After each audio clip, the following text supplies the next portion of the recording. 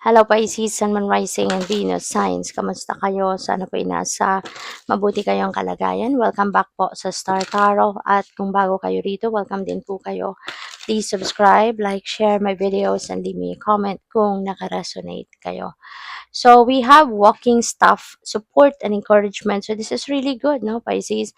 Kasi it's either ikaw yung merong susuportahan, it's either ikaw yung magtatayong very encouraging sa kung sino man, or pwedeng ikaw yung nangangailangan nito.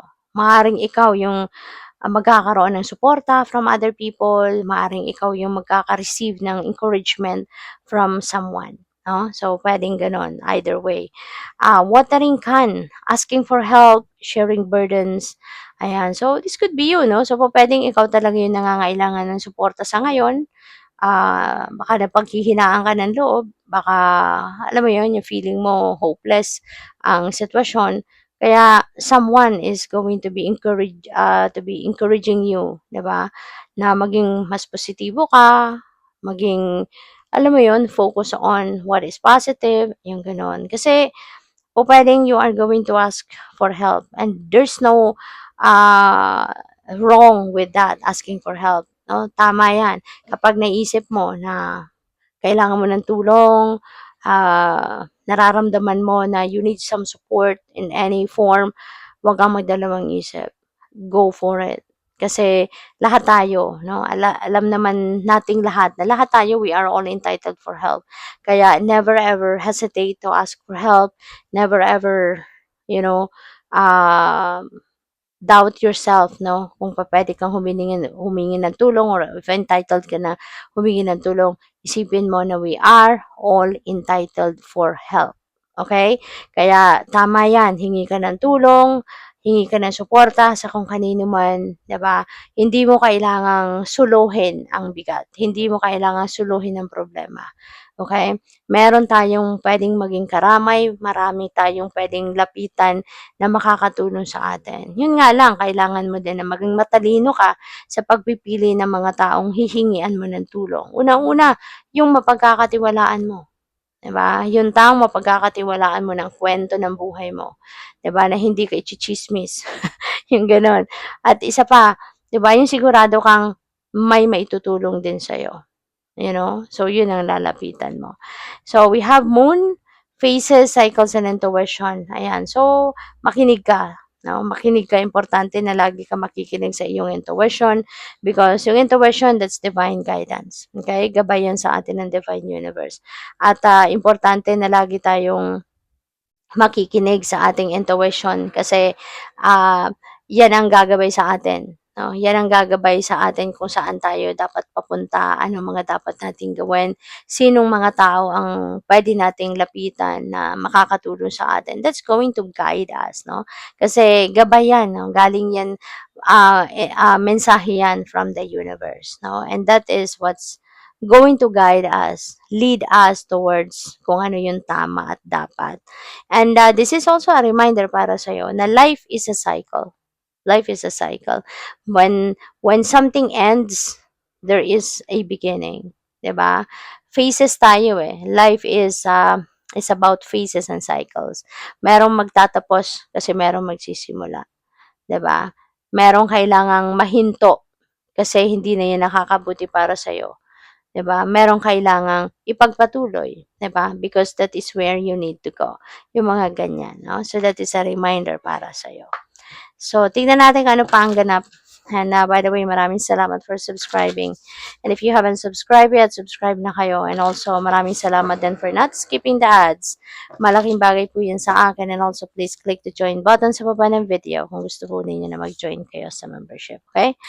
Salamat and carry the torch for others to see. Wake up the world. Ayan. So, Pisces, maaari na ang iba sa inyo, this is your mission in life. Sa ngayon, this is your mission. This is your um, purpose, no, sa buhay.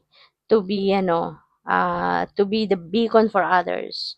To be the source of inspiration, no, ng ibang tao. Maring ikaw yung takbuhan, no? Whenever someone needs help, ikaw yung nilalapitan, yung mga gano'n ba. Kaya, this is ano, napakalaki 'no, ng inyong mission sa ngayon. And, life lessons again, maaaring meron kayong pinagdadaanan recently 'no, na marami marami kayong natututunan from that, 'di ba?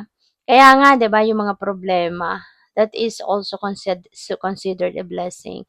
Kasi kapag may problema tayo, diyan lumalabas yung ano natin ano, yung talino, mas tumatalino tayo, mas tumitibay tayo, mas nagiging matapang tayo, 'di ba?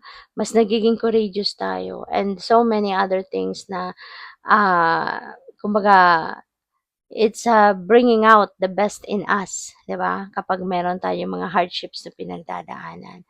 Kasi nasusubukan, nasusubukan ang galing natin. Kaya, yung mga adversities na 'yan, those are also opportunities for us to grow, 'di ba? Diyan tayo natututo, diyan tayo mas lalong gumagaling bilang bilang tao, 'di ba? Mas lalo tayong nade-develop 'no, yung character natin kapag nagkakaroon tayo ng mga problema. So, ngayon marami kayong matututunan or marami kayong natututunan recently. So, we have endurance is the key to success, 'di ba? Isa 'yan, na na susi para tayo ay magtagumpay. Kaya, kailangan talaga necessary 'yan ano, na ano tayo, i-maintain natin 'no, yung magandang pangangatawan, yung kalusugan, yung well-being mo dapat lagi yun ang pina-prioritize mo. Dapat laging yun ang nasa number one ano mo, nasa number one agenda mo lagi, 'di ba? Sa everyday para na ma-maintain mo yung inyong lakas, physical, strength and vitality, okay? So, tignan natin kung ano pa ang mensahe para sa'yo. We have the sun. Wow, Pisces. Ang swerte mo, 'di ba?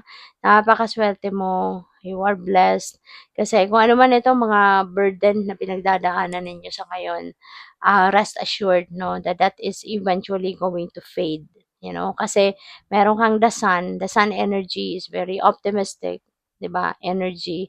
Napaka uplifting din ito. Kaya at saka this is going to bring forth success sa buhay mo. At yung mga tagumpay na 'to na pupuwedeng dumating sa buhay mo, hindi lang ito tagumpay sa trabaho, hindi lang ito material and financial success, kundi this also includes success ano, sa pagharap mo sa mga hamon ng buhay, success mo sa pag-solve ng mga problema, success mo sa pag pagharap 'no, sa mga ano mo, sa mga challenges sa buhay. So, this is success 'no, in various areas of life na pupuwedeng dumating sa'yo rito. Kaya magiging masaya ka, magiging ano ka, magiging victorious ka 'no.